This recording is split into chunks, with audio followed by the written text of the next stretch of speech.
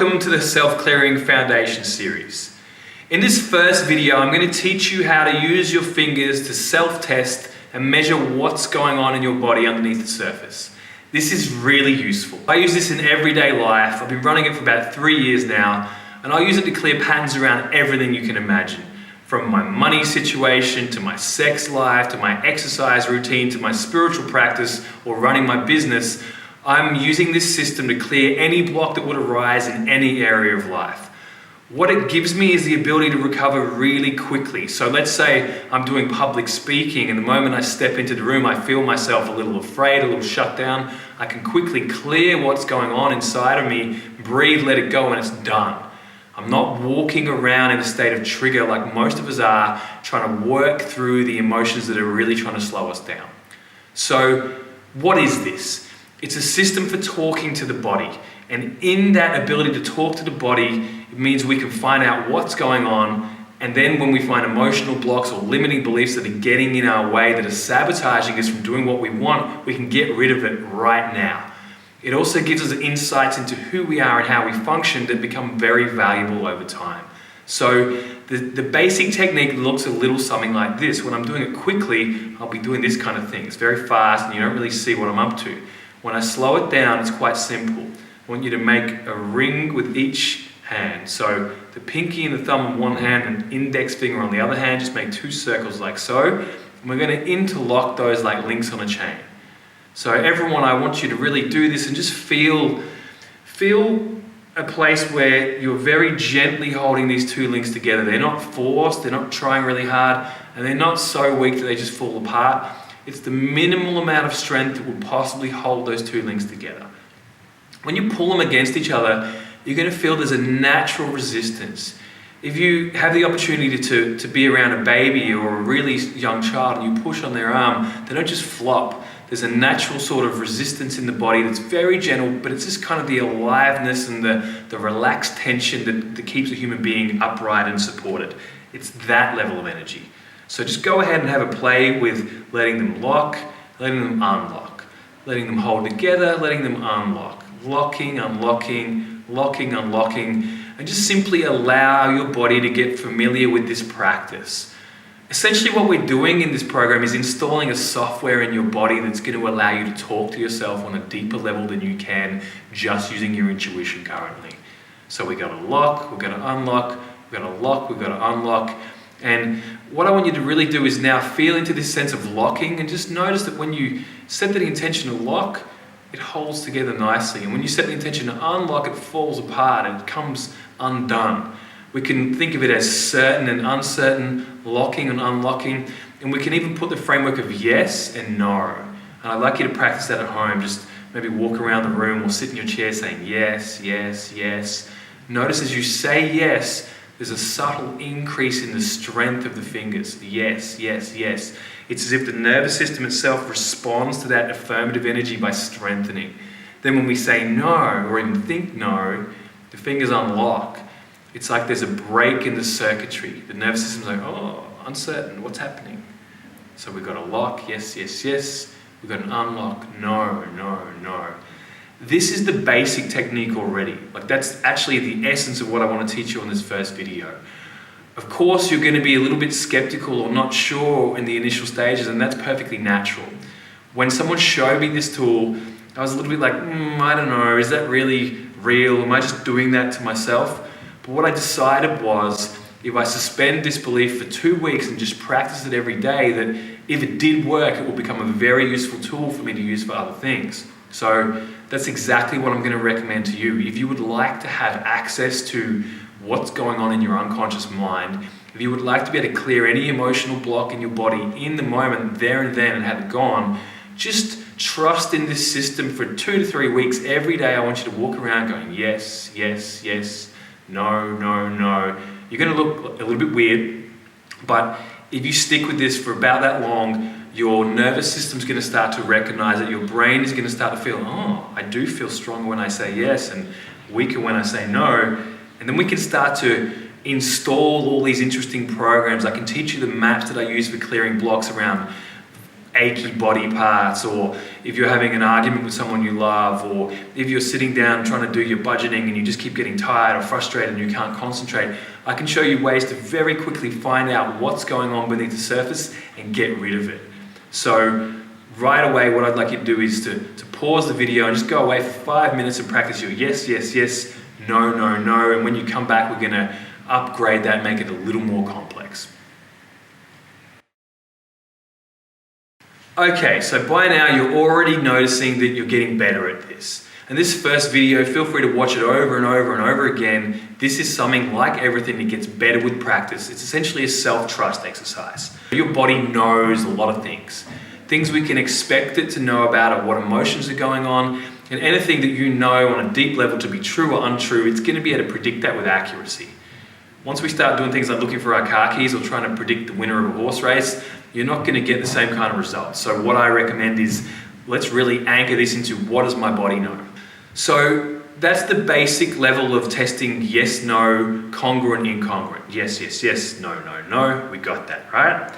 The next level is to start testing concepts or ideas to see whether we're emotionally congruent with those.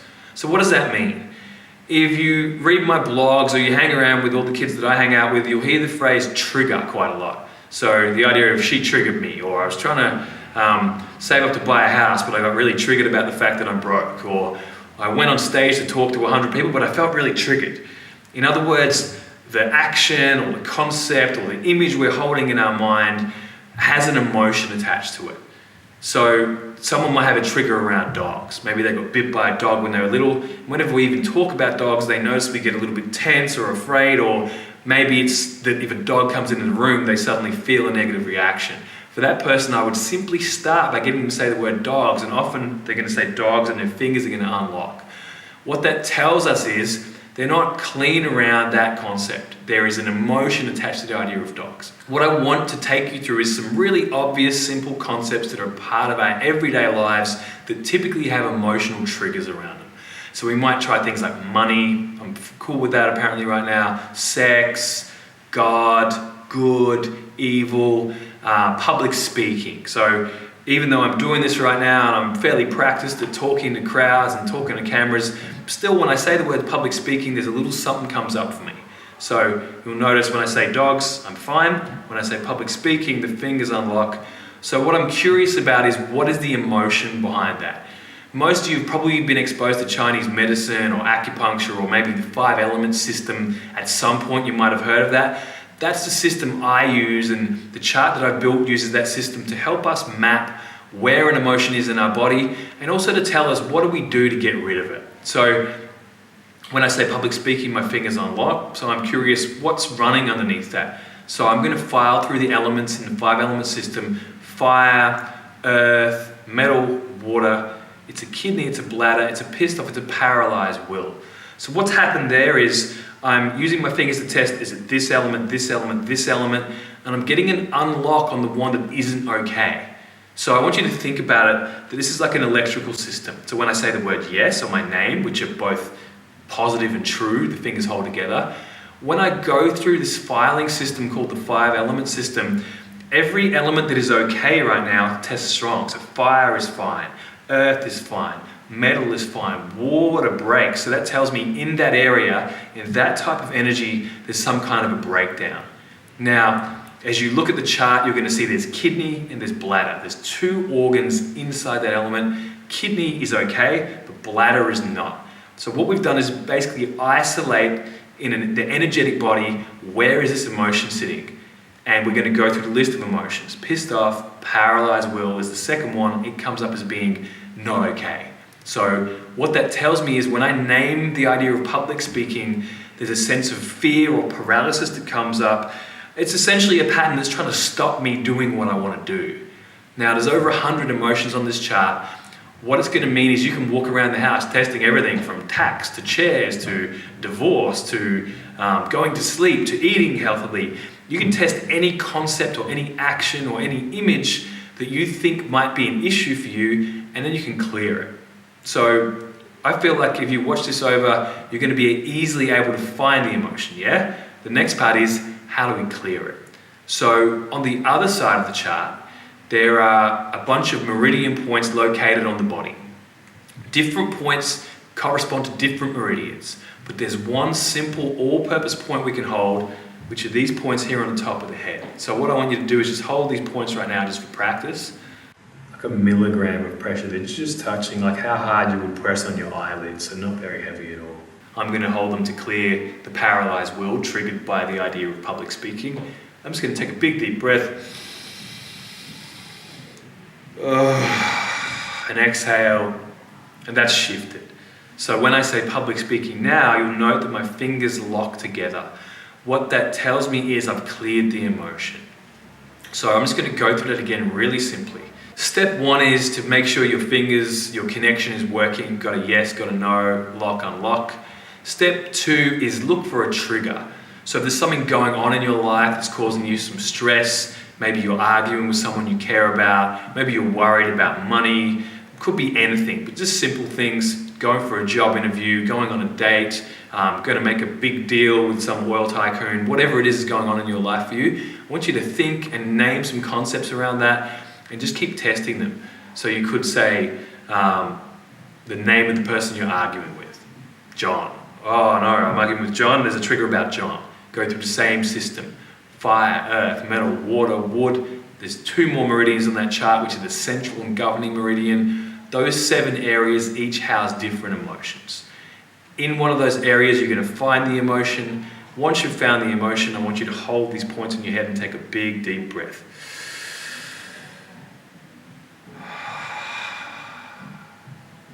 Then when we're done, we come back and test it again. John, I'm now okay with him. Whatever emotion I had is now shifted. And this isn't just a mental thing. What I urge you to do is, as you're playing with this technique, as you're practicing it, feel what's going on in your body. So for example, when I was talking about public speaking, I could feel the paralysis, almost like a slight anxious energy. Once I cleared it, I could feel that energy drop away, and I'm standing here feeling more relaxed, more open, more able to convey my message and speak to you guys at home. That, as well as testing the test, that tells me that I cleared the thing I want to clear and I'm more able to do the thing I want to do. Your homework this week is really simple. I want you to walk around testing with your fingers, yes, yes, yes, no, no, no. Then I want you to start applying that to things in your life. Just naming simple concepts, especially ones that you know you might have a few issues around. Like I said, key areas of life: money, love, religion and spirituality, health, breathing, eating, drinking, sleeping. Just go through everything you can think of and test, and just be curious.